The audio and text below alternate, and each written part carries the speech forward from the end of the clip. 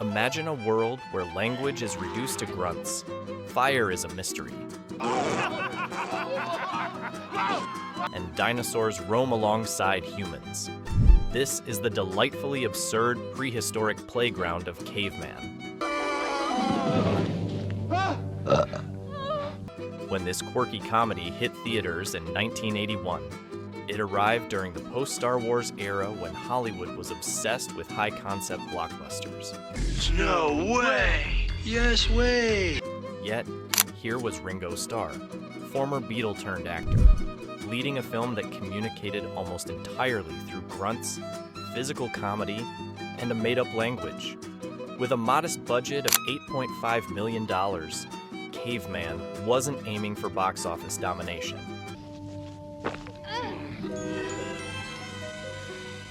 Yet its charming simplicity helped it develop a devoted following that persists 4 decades later.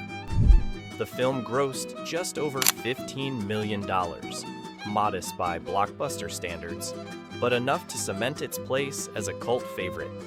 In this video, we'll explore how Caveman carved out its unique place in comedy history.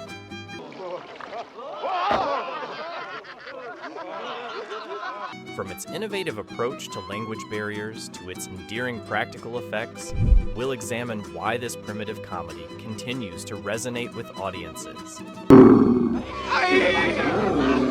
It's a testament to comedy's most basic principle. Sometimes, the simplest jokes are the ones that stand the test of time. Caveman stands as a testament to filmmaking ingenuity in the pre-digital era. The film's dinosaurs, now lovingly retro by today's standards, represent the pinnacle of practical effects technology for 1981. Production designer William Stout, known for his paleontological illustrations, brought scientific credibility to these fantastical creatures. The T-Rex, affectionately named Tara by the crew, required 7 puppeteers working in precise coordination, while the stop-motion pterodactyl sequences took weeks to film for mere minutes of screen time. Most impressive was the Brontosaurus, which featured a full-scale neck and head standing over 20 feet tall, operated through an intricate hydraulic system that frequently malfunctioned in the Mexican heat. Well, you have an interesting story about that, darling. Oh, yes, I do. Yes, let's hear it, Barbara. The film's visual language transcends its primitive dialogue through deliberate cinematography choices. Director of photography Alan Hume, who later worked on Return of the Jedi, employed stark lighting contrasts between the harsh, sun-bleached exteriors and the mysterious darkness of cave interiors. This visual dichotomy reinforces the film's central theme of primitive society, emerging from darkness into enlightenment.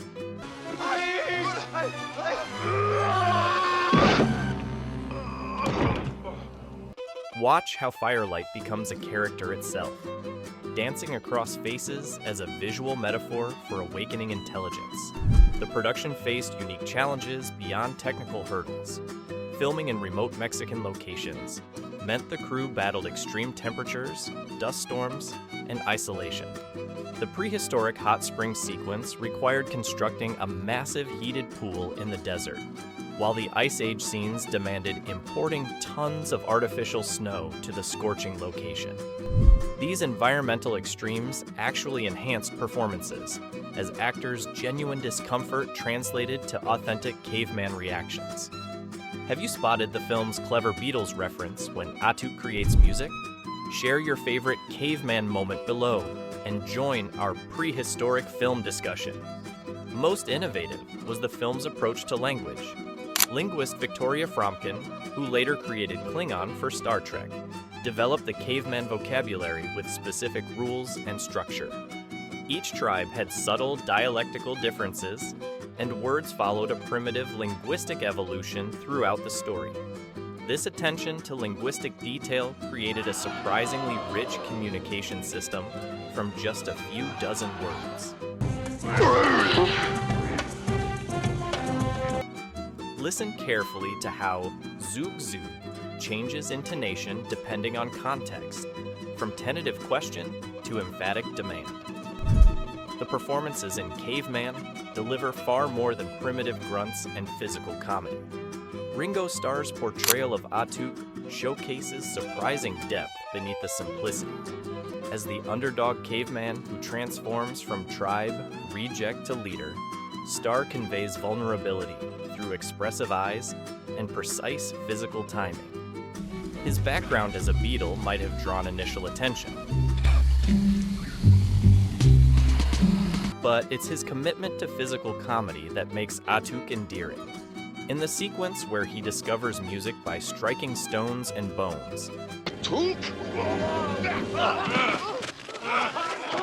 Starr's genuine drummer instincts shine through, creating a meta moment connecting his past career with prehistoric invention.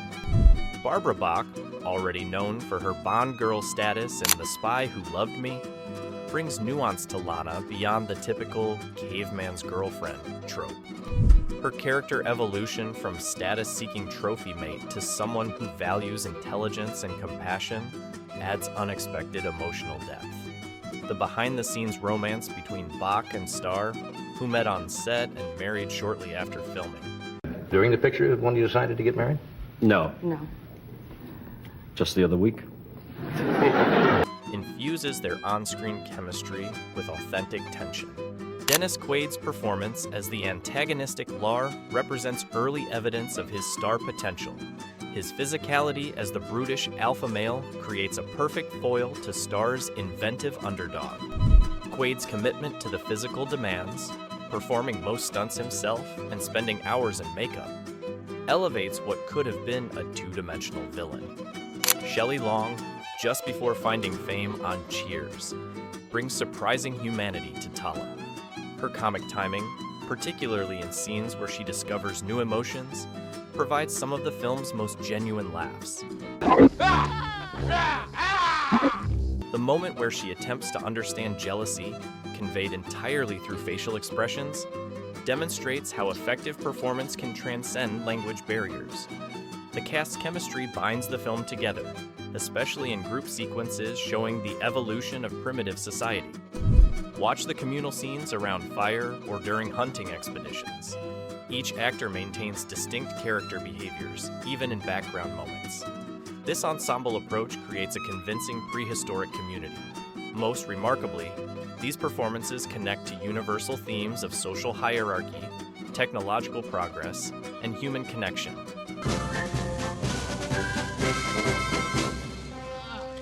Without modern dialogue, the actors must embody primal emotions and discoveries that remain relatable millennia later.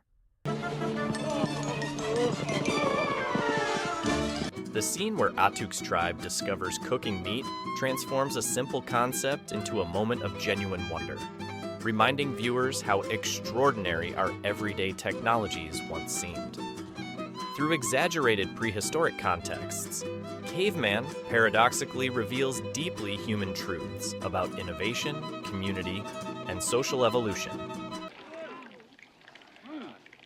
Upon release in April 1981, Caveman faced a critical thrashing that would make even a dinosaur wince.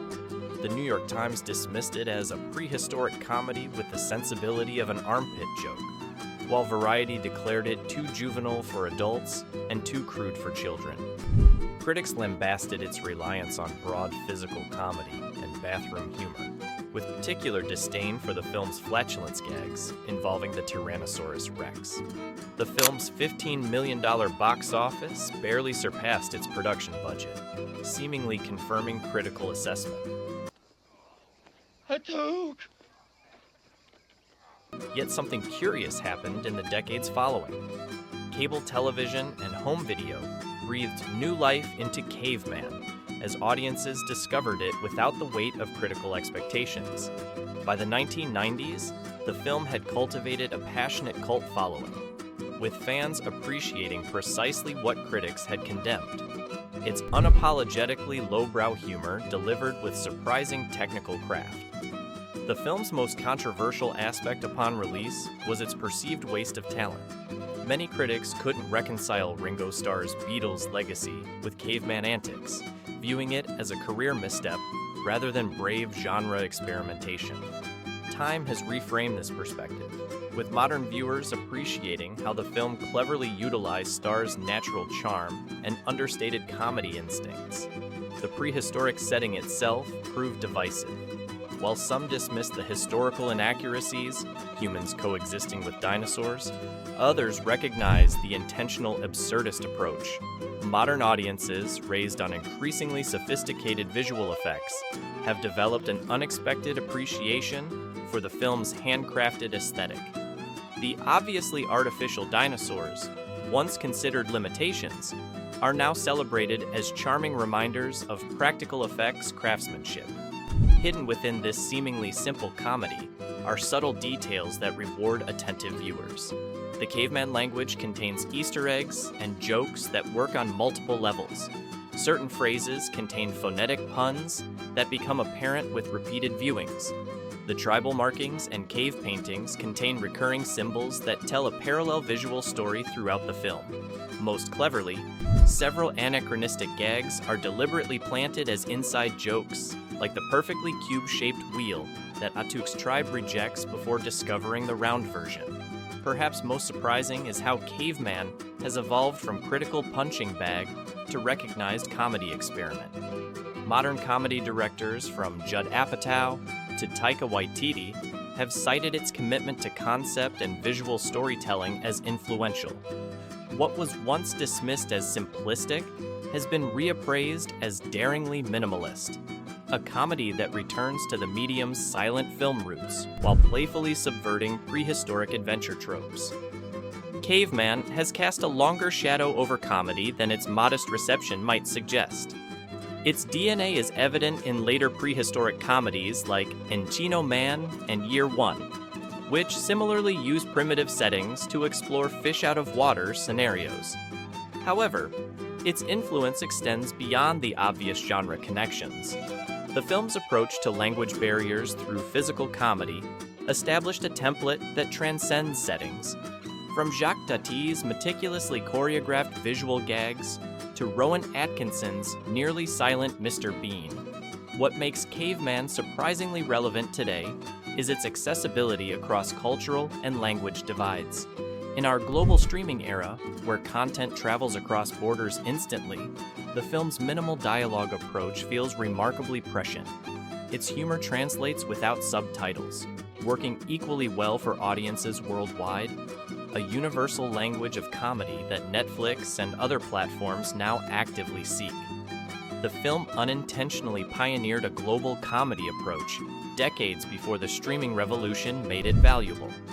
The practical effects have developed newfound appreciation in our CGI-saturated landscape. Modern filmmakers like Guillermo del Toro and J.J. Abrams have championed a return to tangible creature effects, citing the warmth and charm that practical work brings. Caveman's dinosaurs, with their imperfect movements and tactile presence, possess a handcrafted quality that many contemporary viewers find refreshingly authentic compared to flawless digital creations. Perhaps most significantly, Caveman remains a testament to comedy's ability to connect through simplicity. In an era of increasingly meta, reference-heavy humor, there's something refreshing about comedy built on primal reactions and discoveries. When Atuk accidentally creates fire, or when the tribe tastes cooked food for the first time, we're witnessing humor derived from universal human experiences, rather than cultural references with limited shelf lives. The film has become a cultural touchstone in unexpected ways. Zook Zook entered the lexicon as shorthand for romantic interest, appearing everywhere from dating apps to sitcom references. Gaming communities have embraced the term, with Caveman references appearing in World of Warcraft and other titles. This linguistic legacy proves how effectively the film created memorable communication with minimal vocabulary. Caveman isn't just a relic of 80s comedy, it's a reminder that sometimes the most primitive approaches to storytelling remain the most effective. By stripping away dialogue and focusing on visual humor and universal experiences, it created comedy that remains accessible 40 years later. In our hyper-connected, yet increasingly divided world, there's something profoundly unifying about humor that requires no translation. If you've enjoyed this deep dive into this prehistoric comedy classic, don't forget to subscribe for more analysis of films that deserve a second look. Hit that notification bell to stay updated on future videos exploring the overlooked gems of cinema history. And tell us in the comments, what other underappreciated comedies deserve the spotlight? Until next time, zug zug.